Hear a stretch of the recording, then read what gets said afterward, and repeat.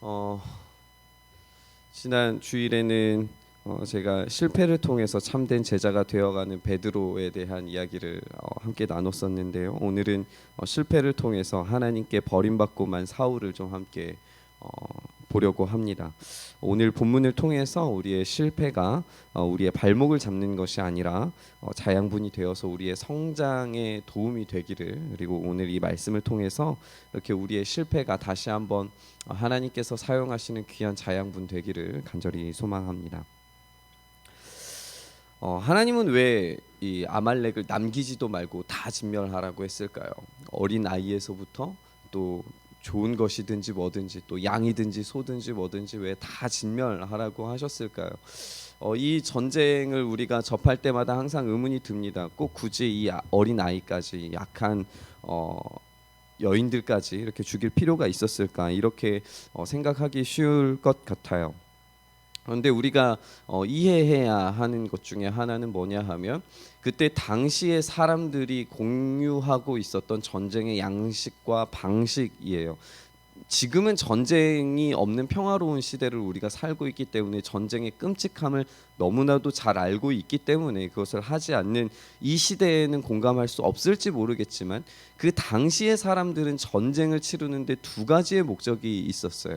첫 번째는 뭐냐면 경제적인 목적입니다. 왕권을 세우기 위해서, 그리고 이 왕이 자신의 권력을 제대로 세우기 위해서, 경제적인 이득을 얻기 위해서 주변의 약한 약소국을 치러 가는 거죠. 국가의 통치와 이익을 위해서, 왕권을 강화하기 위해서 전쟁하는 것이 첫 번째 목적이었습니다. 두 번째는 신들을 위한 전쟁이었어요. 이 전쟁에는 어떤 목적도 가져서는 안 됩니다. 오로지 신들을 위해서만 해야 돼요. 그러니까 이 신들을 위해서라고 하는 이 전쟁의 어떤 목적과 양상은 단지 하나님께서만 시키신 것이 아니라 주변에 있는 다른 나라들이 하던 방식으로 하나님께서 지금 일하고 계시는 건데, 그것을 이 아말렉이라고 하는 족속에 그대로 지금 갚아주시는 방식으로 지금 하나님께서 사용하신 거예요. 더 깊은 이 문제들은 우리가 다음에 혹시 기회가 있을 때 이 헤렘이라고 하는 전쟁에 대해서는 우리 다시 한번 나눠보도록 하고요. 오늘은 이 사울의 이 방식을 한번 다시 살펴보고 싶습니다. 아말렉의 진멸 전쟁은 오로지 하나님께만 바쳐야 하는 전쟁이었어요. 만약에 하나님께만 바치는 전쟁이 아니라 여기에서 어떤 경제적 이득을 얻으려고 하는 순간에 이 목적 자체가 굉장히 격화되는 거예요. 이 두 가지 방식 중에 신들을 위한 전쟁이 아니라 자기의 왕권과 자기의 이득, 그리고 국가의 이득을 위한 경제 전쟁으로 이 목적과 가치가 하락하는 거예요. 그런데 오늘 이 사울이 그런 일들을 벌인 거죠. 사울의 변명은 15절에 이렇게 등장을 합니다. 우리 15절을 함께 보시죠. 사울이 이르되 그것은 무리가 아말렉 사람에게서 끌어온 것인데 백성이 당신의 하나님 여호와께 제사하려고 하여서 양들과 소들 중에서 가장 좋은 것을 남김이요 그 외의 것은 우리가 진멸하였나이다 하는지라 라고 되어 있어요. 사울이 왕이 됐어요. 사울이 왕이 됐는데 아직 백성들이 사무엘을 따르고 있는 것 같아요. 사울이 지금 왕이 됐는데 왕으로서의 어떤 권위나 어떤 왕으로서의 어떤 지도력이나 지배력이 제대로 보여지지 않는 것 같아요. 오히려 사무엘을 사람들이 좋아하고 사무엘의 이야기를 듣기를 좋아하고 사무엘이 시키는 대로 하고 있어요. 그런 사울이 자신의 입지를 굳히기 위한 시도들이 필요했을 거라고 생각을 합니다. 그런 것 중에 하나가 13장에 등장하는 블레셋과 전쟁을 준비하는 장면에서도 등장을 해요. 이전에 사울은 사무엘이 정한 기간 내에 사무엘을 기다렸습니다. 사무엘이 기다려서 사무엘이 이제 제사를 드리면 블레셋과의 전쟁을 시작하려고 했었어요. 그런데 사무엘이 오지 않는 거예요. 아무리 기다려도 오지 않아요. 백성들이 이제 사울을 떠나서 전쟁이 이제 실패할 것처럼, 블레셋을 치러 가는 이 공습 작전이 이제 끝나는 것처럼 보이기 시작했을 때 사울이 직접 예배 드리기로 작정합니다. 그래서 제사를 다 드리고 난 후에 마치자마자 사무엘이 사울에게 옵니다. 그리고 사무엘은 이런 모습을, 왜 당신이 하나님께서 기다리라고 하셨는데 그 기다림을 기다리지 못한 채로 제사를 지냈습니까? 라고 꾸짖습니다. 사무엘과 사울 사이가 지금 삐그덕거리는 모습이에요. 오늘 15장에서도 이 삐그덕거리는 모습이 보이게 되는 겁니다. 오늘 본문에서 하나님의 숙적 아말렉을 치라는 명령의 그 소유를 하나도 남김없이 제거하라고 하셨는데 사울이 아각과 그리고 좋은 것들을 남겨놓는 거예요. 민수기 24장에 보면은 발람이라고 하는 거짓 선지자가 이런 예언을 한 적이 있어요. 24장 7절에 이렇게 되어 있습니다. 그 물통에서는 물이 넘치겠고 그 씨는 많은 물가에 있으리로다. 이스라엘을 축복하는 말이에요. 그 뒤에 나오는 말이 그의 왕이 아각보다 높으니 그의 나라가 흥왕하리로다. 아각을 끌고 다니면서 어쩌면 사울은 지금 자기의 왕권을 높일 수 있는 최적의 기회를 삼았을지 모르겠어요. 사극 같은 거 보시면은 이제 그런 장면이 나오잖아요. 왕을 사로잡으면 그 왕을 질질 끌고 적군의 왕을 끌고 다니면 그것만으로도 선전 효과가 대단한 거예요. 와, 우리 국가의 왕이 최고다. 이웃 국가의 왕을 이제 완전히 사로잡았고 죽이는 순간, 참수하는 순간 이 나라는 완전히 우리의 속국이 된다. 우리에게 조공을 바치게 될 거고 경제적인 이득이 올 거고 그리고 그 사람들을 우리가 노예로 데려다 쓸 수 있을 것이다. 이런 기대감이 백성들에게 쫙 올라가는 거예요. 사울이 아각을 죽이지 않고 지금 끌고 다니는 것은 그런 이유에서였을 것 같아요. 실제적으로 이 예언이 민수기 24장에 등장하는 이 왕이 아각보다 높으니 그의 나라가 흥왕하리로다라고 하는 이 예언이 바로 사울 자신으로부터 이루어졌다라는 것을 광고할 수 있는 살아있는 광고판 역할을 할 수 있는 거예요. 아마 누구라도 이런 판단은 할 수 있을 겁니다. 아각을 사로잡은 순간 그렇게 할 수 있을 거예요. 사울은 왜 가장 좋은 것을 그러면 남겨뒀을까요? 15절에서 말하고 있는 것처럼 가장 좋은 것을 제사하기 위해서라고 이야기하고는 있는데 9절에서 남기다, 이 9절을 한번 띄워주실래요? 9절에서 기름진 것과 어린 양과 모든 좋은 것을 남기고 할 때 이 남기다라는 말은 아까워한다는 뜻을 가지고 있어요. 아까워한 거예요. 이것을 그냥 남긴 게 아니라 아까운 거예요. 그냥 죽이기가 아까운 거예요.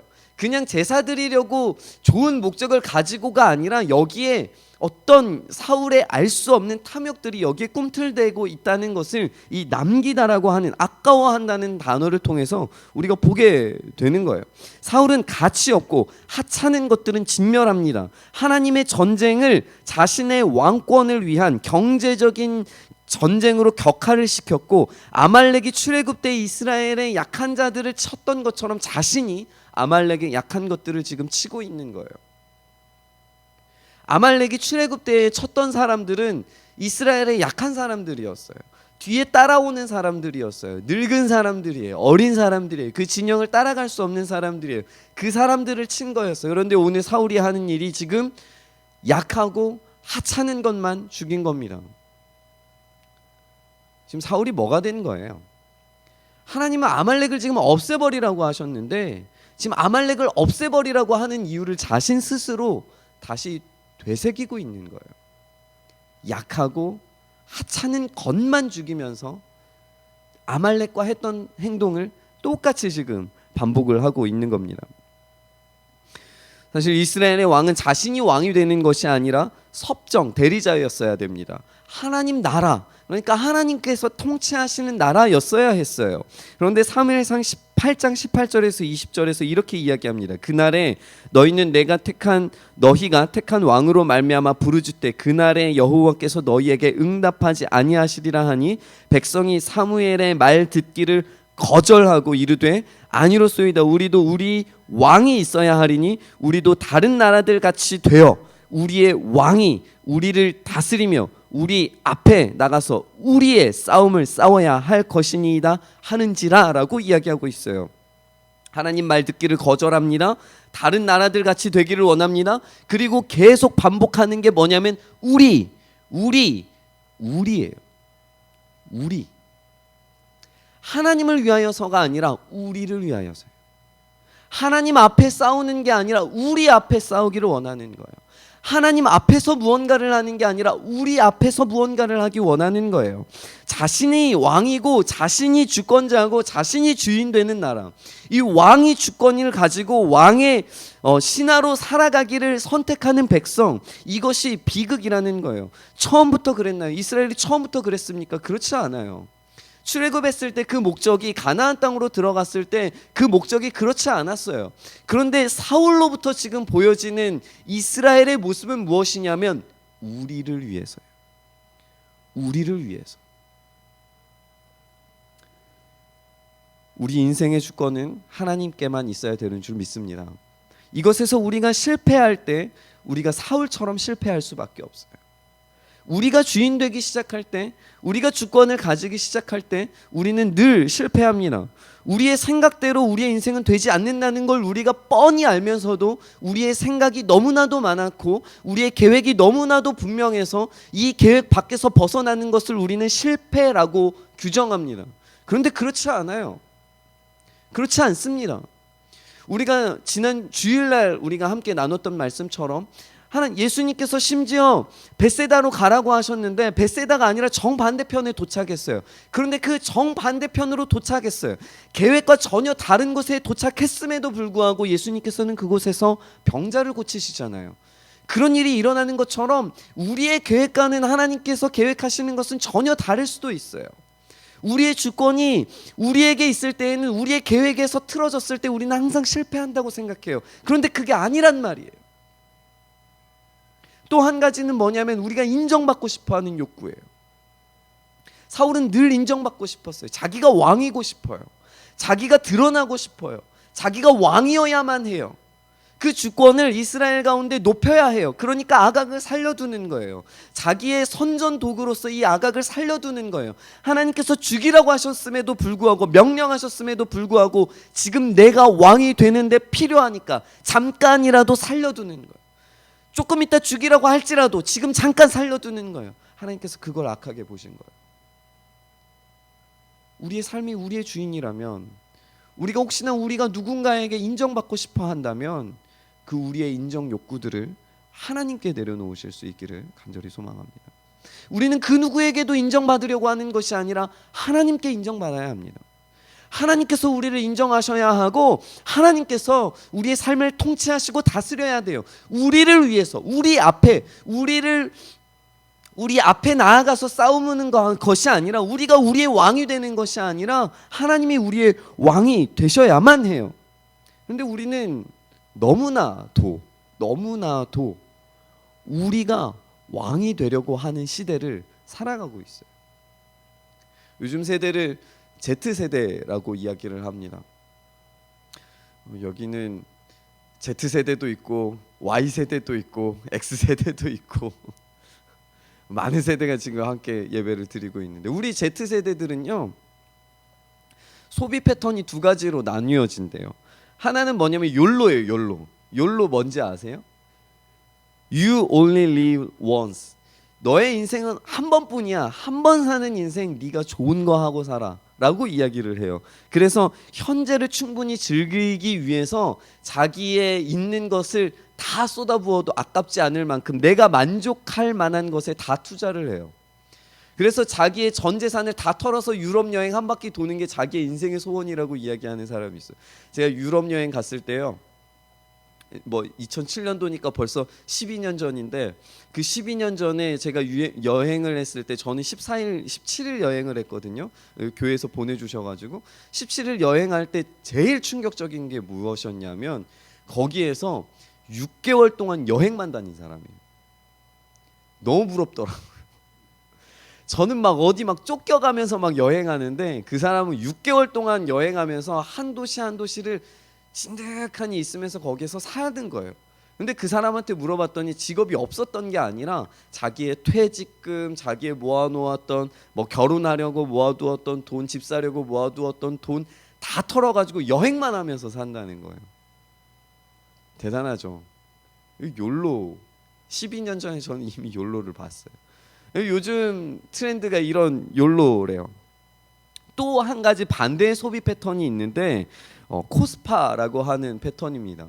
코스파라고 하는 것은 코스트 퍼포먼스, 가격 대비 성능을 이야기하는 거예요. 그래서 가성비라고 이야기하죠. 가성비를 따져서 소비하려고 하는 경향이에요. 저희 집은 두 가지가 다 있어요. 저는 욜로고 제 아내는 코스파예요. 저는 한 가지 뭐 꽂히면 그거 저 막 비싸더라도 저거 있으면 바뀔 거야 하면서 막 비싼 아이패드, 아이폰, 아이맥, 뭐 맥북 막 몇 개인지 모르겠어요. 비싼 프로그램 막 다 사는. 제 아내는 아껴요. 정말 싸고 가성비 높은 거. 그런데 따지고 보잖아요. 제 아내가 쓰는 돈이나 제가 쓰는 돈이나 똑같아요. 싼 걸 많이 사요. 이게 우리의 소비 패턴으로 지금 Z세대, 지금 이 시대가 요구하는 그런 소비 패턴이에요. 그런데 소비 패턴을 잘 살펴보면 항상 있는 단어가 있어요. 워라밸도 마찬가지잖아요. 워킹 라이프 밸런스. 그러니까 일하는 거하고 인생의 삶하고 밸런스가 맞아야 되는 거예요. 이런 모든 단어들, 요즘 유행하는 단어들의 핵심이 뭐예요? 나예요. 내가 만족하는 삶이에요. 내가 만족하면 나의 전 재산을 털어도 좋아. 내가 만족하면 아무리 작은 거라도 가성비 있는 게 좋아. 내가 만족하면 월급 좀 덜 받더라도 내 저녁이 있는 삶이 있었으면 좋겠어. 항상 중심은 나예요. 항상 중심은 우리예요. 소비 패턴이 그렇게 바뀌기 시작하니까 신앙도 우리의 패턴대로 자꾸 우리에게 집중하는 경향이 있는 것 같아요. 하나님께서 원하시는 그런 신앙의 패턴이 아니라, 하나님께서 원하시는 우리의 삶이 아니라, 하나님께서 원하시는 신앙이 아니라 우리가 편한 신앙을 찾아요. 우리의 편한 곳을 찾아요. 우리의 편한 것을 자꾸 쫓아가요. 그래서 우리가 제가 지난번에도 한번 말씀드렸습니다만 유튜브로 예배하는 사람들이 그렇게 많아진대요. 교회 가기 귀찮은 거예요. 사람들과 교제하기 싫은 거예요. 교회에 오면 말씀 듣는 거 좋죠. 우리 목사님 말씀 잘 전하시잖아요. 말씀 듣고 은혜 받는 거 참 좋아요. 그래서 오신 분들이 이 공동체를 만들어 가잖아요. 그런데 그것보다도 더 중요한 것은 우리 공동체가 함께 교제하면서 같이 성장하는 게 하나님께서 교회를 주신 이유와 목적이에요. 그런데 그것만 빼고 영적인 것만 쏙 가져가서 그걸로 나의 단 것을 채우는 거예요. 나의 영혼의 필요, 나의 목마름을 그거 하나만 쏙 빼가지고 가서 그것만 딱 채우는 거예요. 여기는 그런 분들이 안 계십니다만, 그런 분들이 여기에 교회 자리를 지키다가 목사님 설교 실증난다 그러면은 다른 유튜브로 그냥 예배하는 거예요. 우리의 신앙의 만족만을 위해서 쏙 빼가지고 가는 그런 신앙이 지금 이 시대에 파다한 거예요. 우리의 자녀들은 다를까요? 우리의 자녀들이 더 심할 거예요. 우리의 자녀들이 더 심할 거예요. 공동체를 경험하기를 부담스러워해요. 공동체 안에 있으면 얼마나 행복한지를 이제 경험하고 싶지 않아 해요. 이 가운데서 하나됨이 얼마나 강력한 능력이 있는지를 경험하고 싶지 않아요. 왜냐하면 그 안에 분명히 그런 열매들도 있지만 부담스럽거든요. 아프거든요. 부딪히다 보면은 찔리거든요. 상처가 나거든요. 그걸 통해서, 실패를 통해서 성장할 것을 우리가 보여줘야 되는데, 우리 엄마 아빠도 교회 가다 보니까 상처받고 교회 떠나더라. 나 그러려면 차라리 안 갈래. 이게 젊은 세대, 지금 시대에 다음 세대에 신앙하는 아이들의 모습이라는 거를 우리가 알아야 될 것 같아요. 그러려면, 이것을 바꾸려면, 이 모습을 바꾸려면 우리에게 필요한 것은 우리의 신앙을 탈피하는 거예요. 우리를 위해서의 신앙을 탈피하는 거예요. 나의 만족을 위한 신앙을 탈피하는 거예요. 우리의 신앙의 이유와 목적이 나를 위해서가 아니라 하나님을 위해서여야 돼요. 우리의 방향이 우리로 향하는 이 방향성을 바꾸어야 해요. 사울은 그것에서 실패한 거예요. 하나님께서 원하시고 하나님께서 요구하시는 그 방향을 갔어야 했는데, 그 명령에 순종했어야 됐는데, 나에게, 나의 왕권을 위해서, 나의 경제적인 이득을 위해서, 좋은 것을 위해서로 방향을 바꾸는 순간 사울이 아말렉이 되어버린 겁니다. 실패에 대한 해독제, 그리고 우리의 신앙의 방향성을 바꾸는 유일한 해독제는 우리 주님의 목소리에 순종하는 것뿐입니다. 사무엘상 15장 22절에 이렇게 이야기합니다. 우리 같이 한번 읽어보시죠. 사무엘상 15장 22절 말씀입니다. 함께 읽습니다. 시작. 사무엘이 이르되 여호와께서 번제와 다른 제사를 그의 목소리를 청종하는 것을 좋아하심같이 좋아하시겠나이까. 순종이 제사보다 낫고 듣는 것이 순양의 기름보다 나으니 라고 되어 있습니다. 다시 한번요. 순종이 무엇보다 낫고요? 제사보다 낫대요. 순종이 제사보다 나아요. 듣는 것이 순양의 기름보다 낫대요. 순양의 기름이 뭐냐면요. 순양의 기름이라고 하는 것은 이 내장에 있는 모든 거풀을 이야기하는 거예요. 그런데 중요한 제사 용법이 있는데, 우리가 알아야 될 제사의 방법이 있는데, 제사는 이 세 가지의 단계로 나누어져 있어요. 나중에 혹시 기회가 되면 이제 레위기를 공부할 수 있는 기회가 있을 때 이 제사가 얼마나 우리의 영적인 상태를 잘 보여주는 것인지 함께 공부할 수 있는 시간이 있길 바라요. 뭐 긴 이야기니까 차치하더라도 순양의 기름이라고 하는 것은 그 영혼의 내부 페프에 깊숙한 것이에요. 그것을 의미하는 거예요. 가장 은밀한 것을 이야기하는 것이 이 순양의 기름이에요. 가장 은밀한 것, 가장 비밀하게 감추어져 있는 것, 이것이 기름이에요. 듣는 것이 순양의 기름보다 낫다라고 이야기하는 건 뭐냐면, 듣는 것이 우리의 가장 내면의 은밀한 곳에서 격동하는 그것이 우리가 듣는 것이라는 거예요. 바꾸어 이야기하면 우리가 지금 무엇을 듣고 있느냐를 점검해 봐야 된다는 거예요. 사울이 자기가 왕이 되기를 선택한 것은 그냥 자기 스스로의 판단은 아니었을 거예요. 백성들이 이야기할 거예요. 주변에서 계속 이야기할 겁니다. 당신이 이제 우리의 왕이 되었으니까 당신의 왕권을 드높이소서. 당신이 왕이 되었으니까 이스라엘이 여호와 하나님의 나라 되심을 주변 국가에 높이 드소서. 그렇게 하려면 아각은 살려두어야 합니다. 이런 이야기 듣지 않았겠어요? 주변에 듣는 이야기가 자기의 은밀하고 내밀한 것의 그 욕구를 건드리는 순간 우리가 반응하는 것이, 우리의 듣는 것이 우리의 순종을 만들어낸다는 거예요. 우리가 듣는 것이 우리의 순종을 만들어냅니다. 우리의 듣는 것이 우리의 삶의 패턴을 만들어내요. 우리의 듣는 것이 우리의 습관을 만들어냅니다. 우리의 듣는 것이 우리의 인생을 만들어내요. 듣는 것이 중요해요. 듣는 것이 우리의 이야기를 만들어낼 거예요. 이야기가 우리의 습관을 만들어내고, 습관이 우리의 삶을 만들어내고, 이 삶이 우리의 인생을 만들어내는 거예요. 그리고 그 인생들이 모여서 우리 교회를 만들어낼 거예요. 우리는 무엇을 듣습니까? 무엇에 순종하고 있습니까?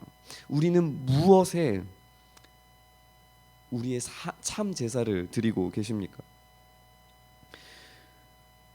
제가 신비주의적인 경향의 어떤 그 기도 방법들을 썩 좋아하지는 않아요. 그것을 선호하는 편은 아니에요. 그런데 이 영적인 하나님 듣기 연습은 굉장히 우리에게 도전이 될 만한 귀한 연습입니다. 내가 어떤 선택을 하기 전에 내가 듣고 있는 것이 세상의 이야기인가 하나님의 이야기인가 한번 점검해 보는 거예요. 가만히. 제가 20살에 이제 여행을 한번 중국에 여행을 한 적이 있었는데, 말하자면 신비주의자들과 함께 여행을 했어요. 제가 좀 그때는 너무 불같이 타오르는 그런 열정이, 뭐 지금 저를 보시면 잘 못 느끼시겠지만 막 정말 미친 듯이 기도하고 미친 듯이 전도하고 할 때가 있었어요. 20살 때 그 여름에 막 대학로 그 광란의 밤을 보내고 있는 술 먹은 사람들한테 가서 막 휴지 나눠주면서 막 토한 거 닦아주고 막 이럴 때가 있었어요. 그때 여행을 갈 때 어떻게 여행을 했냐면, 중국에 가서 여행을 했는데 그 팀이 한 8명 돼요. 8명이서 함께 기도하는 거예요. 하나님 오늘 어디로 가기를 원하십니까? 그러면 하나님 오늘 무슨 응답을 주셔서 어디로 가는지를 보여주십시오 라고 막 이야기를 하면 거기에서 이제 막 나눠요. 그러면 거기에서 뭔가 뾰족한 탑이 보이고 그 탑이 있는 곳으로 가서 누구를 만날 거라고 말씀하세요. 그러면 진짜 누군가를 막 만나요. 그리고 한 번은 진짜 신기한 경험이었는데, 돈이 없어가지고 돈이 없어서 기차를 타고 대륙을 횡단을 했는데 돈이 없어가지고 이제 노숙을 했단 말이에요. 노숙을 하는데 노숙하다가 하나님께서 어떤 지체에게 응답을 주셨어요. 어디로 가서 뭐 누군가를, 정확하게 제가 기억이 안 납니다만, 누군가를 만나면 거기에서 잘 숙소를 제공해 줄 것이다 라는 응답을 들었어요. 그래서 거기를 한번 찾아보자고 하면서 광장이랑 막 있는 데를 막 두리번거리면서 뭐 기타 치면서 찬양하면서 가다가 누군가를 딱 만났어요. 그리고 그 사람 집에 3일간을 머무른 적이 있어요. 막 그렇게 뭐 하나든지 막 다 기도하는 거예요. 하나님, 오늘 어디를 가기 원하십니까? 지금 생각하면 되게 웃겨요. 그렇게 하면은 불쌍해서라도 외국 사람들이니까 이렇게 집으로 초대할 수도 있는 건데, 그런 것을 너무 순수하게 믿고 그렇게 따라갔는데, 그때 하나님께서 정말 참 많은 은혜들을 주셨어요. 저희가 말씀드리고 싶은 거는 꼭 우리의 인생을 다 그렇게 살아라라고 하는 건 아니에요. 그런데 이게 우리의 해독제는 될 수 있을 것 같아요. 우린 지금 너무 많은 세상의 이야기를 듣고 살아요. 너무 많은 선택에 주변의 이야기들이 너무 많이 들려요. 이렇게 하면 좋다, 저렇게 하면 좋다 하는 이야기가 너무 많이 들려요. 그러니까 하나님이 나에게 원하시는 것은 안 들리는 거예요. 하나님께서 내 인생에 요구하시는 것은 안 들리는 거예요. 그래서 자꾸 내 인생 살아가려고 하는 거예요. 내 계획 틀어지면 하나님 나에게 왜 이렇게 행하십니까? 라고 질문하게 되는 거예요. 내 인생 사는 게 아니라 하나님 인생 살아야 되는데, 내가 왕이 아니라 하나님이 나의 왕이 되셔야 되는데 그 인생을 살지 못하는 거예요. 그래서 우리에게 필요한 것은 하나님 음성 듣기인 것 같아요. 가만히 눈을 감고 어떤 선택을 할 때, 어떤 학원을 정하든지 어떤 공부를 시작을 하든지 뭘 하든지 하나님께 물어보는 거예요. 하나님, 내가 지금 이 시간에 무엇을 하기를 원하십니까? 하나님, 이 시간에 내가 공부할 때 무엇을 알아가길 원하십니까? 하나씩 하나씩 다 물어보면서 질문하면서 기도하면서 우리의 삶을 살아가는 거예요. 그런 습관을 들여보는 거예요. 그러면 그게 우리의 삶의 태도를 바꿔요. 그게 우리의 비전을 바꾸기 시작해요. 내가 원하는 삶이 아니라 하나님이 원하시는, 나에게 원하시는 삶이 무엇인가 찾아가기 시작해요. 그때 진짜 우리의 삶은 시작되는 줄 믿습니다. 이런 연습이 우리에게 필요해요. 근데 이것보다 더 간단한 방법이 있어요. 그게 뭐냐면 하나님의 말씀에 차곡차곡 순종하는 거예요. 이게 참 어렵지만 쉬워요. 제가 쉬운 이유를 알려드릴게요.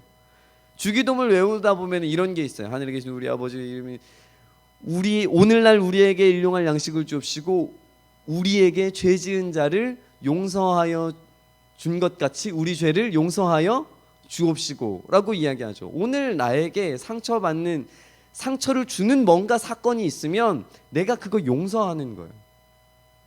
화가 나는데 한번 꾹 참는 거예요. 내가 주기도문 외웠으니까, 기도했으니까, 그게 하나님 말씀인 줄 믿으니까 하나님 나에게 이거 요구하시는 줄 믿습니다 하고 순종하는 거예요.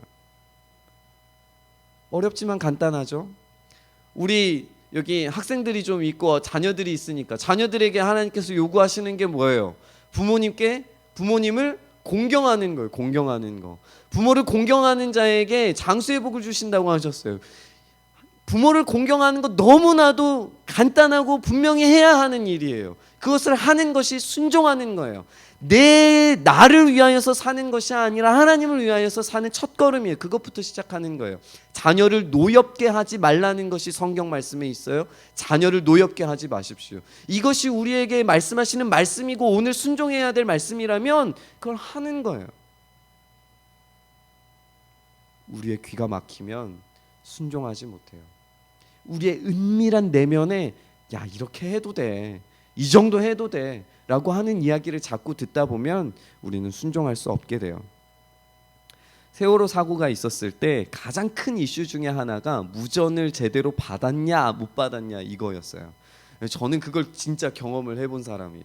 소방서 가면요, 사건 현장 들어가면은 불나고 막 어디 타오르고 정신이 하나도 없어요. 그런데 막 삐비빅 막 뭐라고 막 이야기하면은 안 들려요. 그럼 그때 하는 방법이 뭔지 아세요? 본부랑도 교신을 해야 되거든요. 이제 본부에 제가 있으면 본부에서 막 뭔가 무전을 하면 막 전달을 하는데 무전기가 잘 안 돼요. 안 들리나 봐요. 그러면 이거 어떡하지 하면은 그때 항상 하는 일이 있어요. 그게 뭐냐면 핸드폰으로 전화하는 거예요. 핸드폰은 받아요. 울리니까. 우리가 잘 안 들리면요, 방법을 바꿔야 돼요. 잘 안 들리면 방법을 바꿔야 돼요. 지금 우리가 하나님 말씀 잘 못 듣고 살고 있는 것 같으면 우리 방법을 바꿔야 돼요. 우리가 하나님 말씀에 잘 순종하지 못하는 것 같으면 방법을 바꿔야 돼요. 무전기로 안 되면 휴대폰으로 해야 되잖아요. 그래야 사람 살리는 것처럼 우리가 살 수 있는 거예요. 방법을 바꿔야 돼요. 우리가 안 들린다고 하나님께 하나님 들려주세요 이렇게 이야기할 게 아니라 하나님 말씀 가운데 깨닫게 해주시는 그 방법들을 여러 가지로 바꾸는 거예요. 바꾸셔서 들으시고 순종하시길 바랍니다. 우리의 내면의 은밀한 것을, 우리의 은밀한 욕구들을 하나님께로 향하게 하시기를 간절히 소망합니다. 오늘 본문은 하나님께서 사울에게 아말렉을 진멸하시는 이야기로 시작되었어요. 아말렉이 누구냐 하면 신명기 25장 17절에서 19절에 이렇게 이야기를 해요. 제가 아까 말씀드렸던 이야기인데, 너희는 애굽에서 나오는 길에 아말렉이 내게 행한 일을 기억하라. 곧 그들이 너를 길에서 만나 네가 피곤할 때에 내 뒤에 떨어진 약한 자들을 쳤고 하나님을 두려워하지 아니하였느니라. 그러므로 내 하나님 여호와께서 내게 기업으로 주어 차지하게 하시는 땅에서 내 하나님 여호와께서 사방에 있는 모든 적군으로부터 내게 안식을 주실 때에 너는 천하에서 아말렉에 대한 기억을 지워버리라. 너는 잊지 말지니라. 가장 비열하고 가장 야만적으로 이스라엘을 괴롭힌 민족이 아말렉이었어요. 약자들을 쳤는데 하나님을 두려워하지 않았어요. 하나님은 이제 막 출애굽을 한 갓난아기와 같은 이스라엘을 보호하시고 싶어 하셨는데 아말렉이 와서 가장 약한 자들을 쳐서 자기의 이득을 취하려고 했던 거예요. 하나님께서 그 아말렉을 없애버리려고 하셨어요. 그런데 우리의 인생의 아말렉이 있어요. 인생의 아말렉들이 있어요. 우리 인생의 아말렉은 늘 우리의 약점을 건드려요. 우리가 순종하지 못하게 하는 거요, 우리가 들리지 못하게 하는 거요, 우리가 인정 욕구 받고 싶은 거, 인정받기 원하는 거요, 내가 내 자신을 주인 삼아서 살아가길 원하는 거요, 그것이 우리의 약점일 수 있다는 이야기예요. 이 시대의 약점이 우리가 인정받지 못하고 나 자신으로 살아가지 못하게 하기 때문에 자꾸 그것을 요구하게 만들 수 있어요. 이것이 우리의 약점일 수 있어요. 아말렉은, 영적인 아말렉은 그 우리의 약점을 자꾸 치고 들어올 거예요. 우리의 가장 연약한 것들을 치고 올 거예요. 그래서 우리의 약점을 야금야금 파고들어서 완전히 무너뜨릴 기회를 찾고 있을 거예요. 그래서 우리가 실패할 때마다 아말렉은 우리를 뒤쫓아오면서 우리를 넘어질 기회를 찾고 있을 겁니다. 우리는 사울처럼 아말렉을 없애버릴 기회가 종종 찾아와요. 주님께서 말씀하실 때, 은혜 주실 때, 기도할 때 꽤 좋은 결과를 낼 수도 있어요. 조금 변화될 수도 있어요. 어느 정도 성과를 낼 수도 있어요. 그런데 우리는 늘 어느 적정선에서 멈춰요. 늘 어느 적정선에서 우리가 아말렉을 퇴치하는 일들을 멈추고 말아요. 그래서 우리에게 좋은 것, 아까운 것, 버리기 싫고 순종하고 싶지 않은 그 무언가를 늘 타협하면서 남겨둬요. 이때 우리에게 필요한 게 뭘까요? 이때 우리에게 필요한 게 뭘까요? 이 영적인 아말렉을 완전히 진멸해버릴 수 있는 방법이 뭘까요? 하나도 남김없이 없애버릴 수 있는 방법이 뭘까요? 그것은 바로 오직 예수 그리스도의 십자가를 의지하는 거예요. 예수님의 십자가가 우리의 모든 죄를 용서하시고 없애버리시는 줄 믿습니다. 예수님의 십자가만이 우리의 문제를 해결하실 수 있고 우리의 삶의 방향을 바꾸실 수 있고 우리 주님의 십자가만이 내 인생을 완전히 터닝 포인트 만들 수 있는 유일한 방법이라는 사실을 우리가 기억하기를 원합니다. 영적인 아말렉이 우리에게 남아있다면 우리는 넘어지고 쓰러지고 말 거예요. 늘 계속해서 우리를 괴롭히고 말 거예요. 이 영적인 아말렉이 우리의 마음을 야금야금 우리가 하나님 앞에 온전히 순종하지 못하게 만드는 것들을 조금씩 좋은 것들, 아까운 것들, 이런 것들을 남겨두도록 우리를 유혹할 거예요. 그것을 우리 주님 앞에 완전히 내던지기를 간절히 소망합니다. 이것이 주님이 우리에게 요구하시는 십자가에 못 박히는 삶인 줄 믿습니다. 우리의 영적인 아말렉에게서 우리가 승리하기 위해서는 우리가 오로지 예수 그리스도 십자가 의지하는 방법밖에 없는 줄 믿습니다. 오늘 이 시간 함께 기도할 때 이렇게 기도했으면 좋겠습니다. 주님, 우리의 영적인 아말렉을 맞아서 우리가 실패하지 않도록, 나는 실패하지만 예수 그리스도께서 승리하셨기 때문에 그 예수 그리스도의 승리를 나의 승리로 가져올 수 있도록 주님 나를 붙잡아 주셔서 예수 십자가에 나는 못 박히고 그리스도께서만 사시는 역사가 내 삶 가운데, 내 인생 가운데 있게 하여 주시옵소서. 이 시간 함께 예수 그리스도의 십자가 의지하면서 기도하며 나아가기로 합니다. 기도하겠습니다. 하나님 아버지, 주님, 우리는 아무리 연약하고 쓰러지는